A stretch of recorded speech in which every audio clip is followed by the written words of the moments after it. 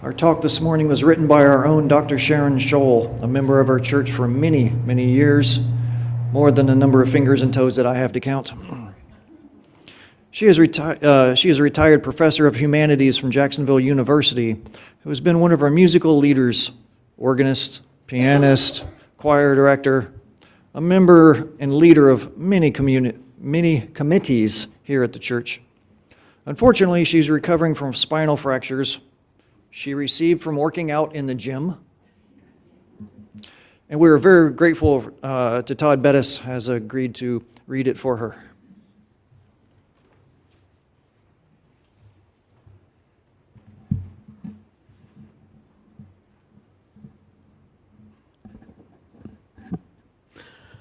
Good morning.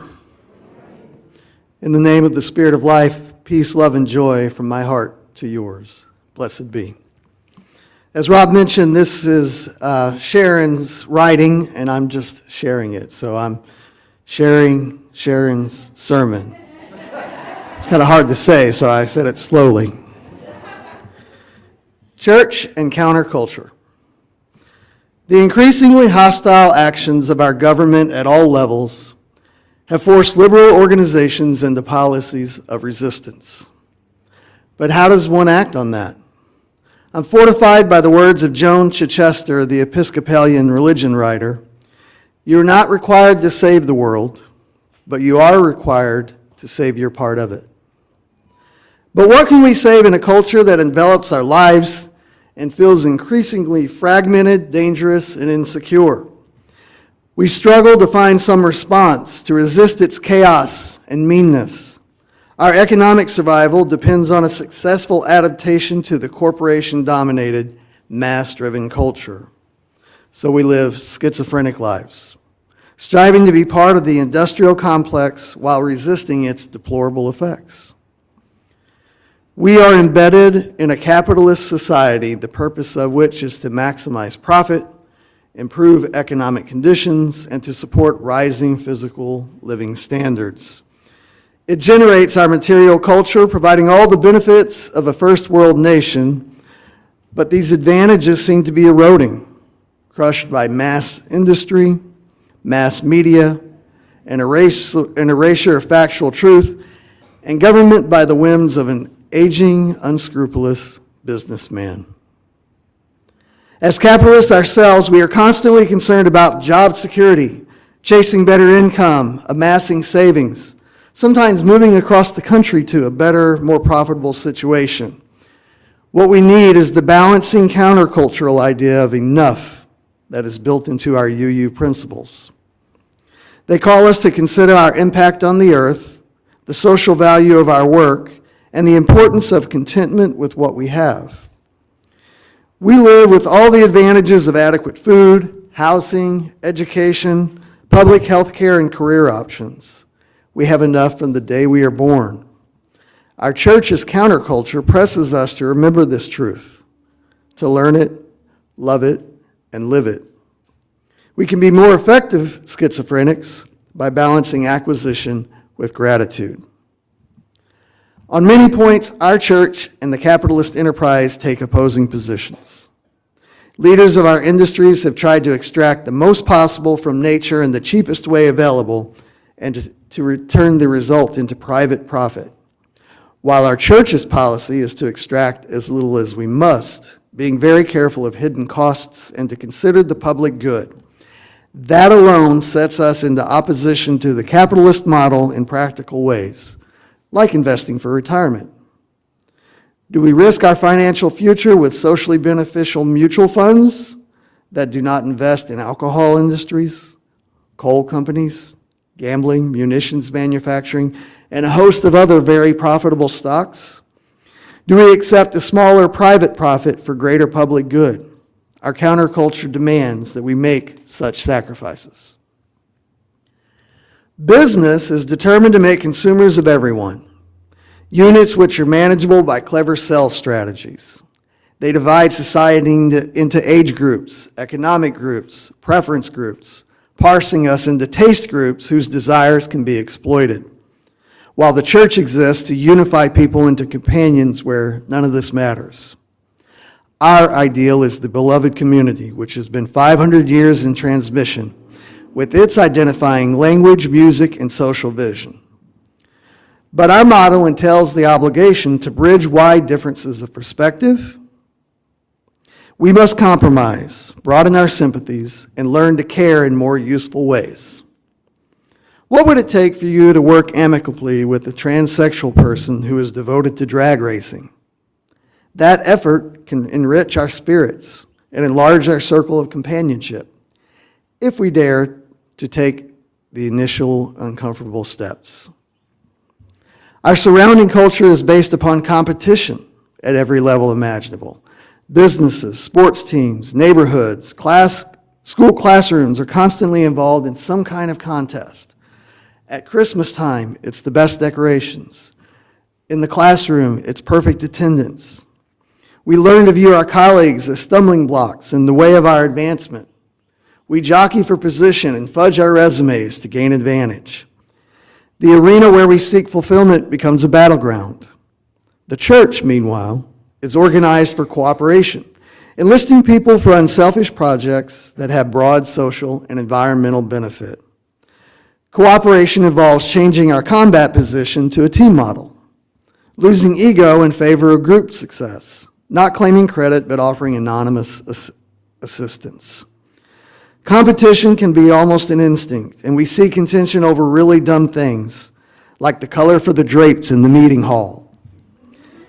It's hard to adapt gracefully to a majority vote, but we gain relief from the constant stress of getting our way and make friends of former competitors. That's the counterculture at work.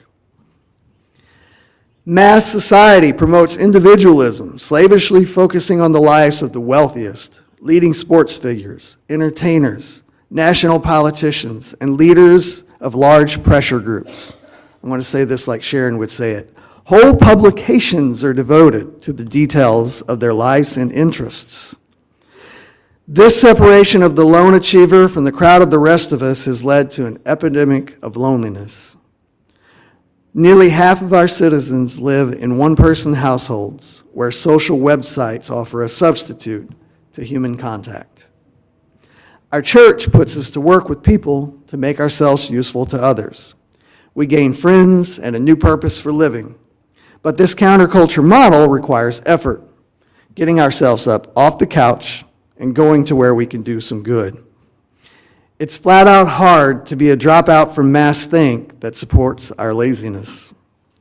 Choosing to connect can give us a brighter, more hopeful frame of mind, generate lasting relationships, and lead to a better balanced life.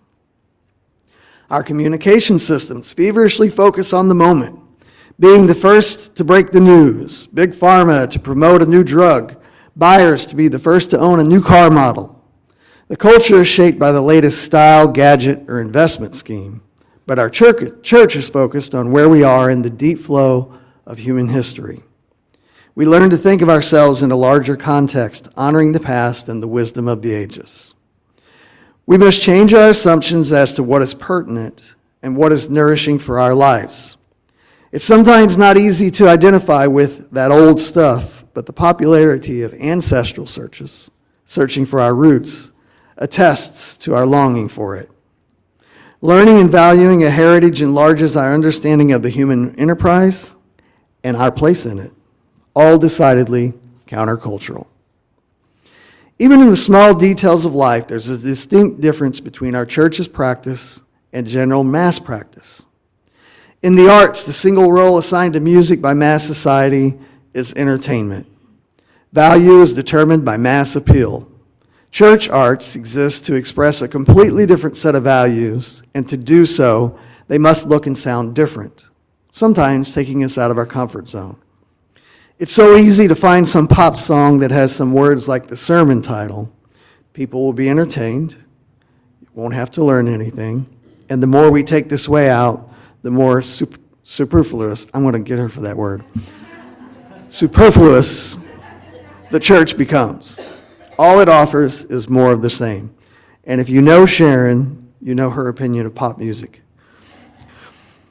Even the role of food offers a contrast. Food is largely entertainment in the surrounding society. From chef competitions to hot dog eating contests to food fads, TV ads show that food is part of a good time. The counterculture decries food waste, and through our church garden, we feed hungry people in Arlington. We promote consumption that does the least damage to the earth. But when you look for vegetables and you see they come from Ecuador and are wrapped in plastic, what do? If we really live counterculture, we find out what is seasoned locally and buy it unwrapped. But being virtuous is hard, spiritually rewarding, but hard.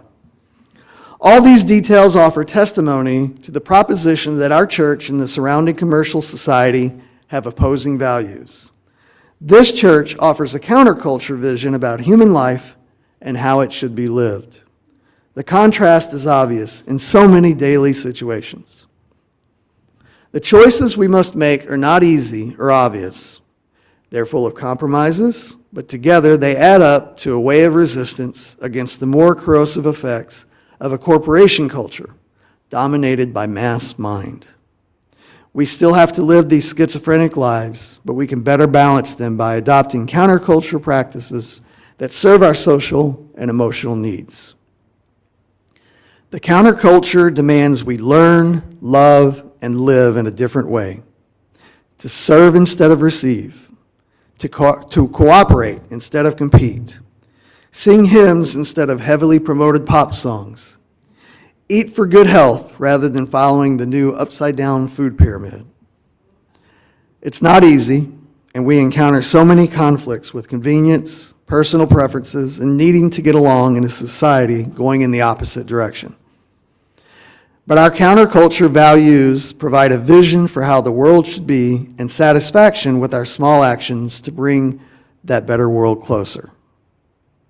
It is comforting to observe our crumbling national culture and feel we are pioneers working for a better one. Blessed be.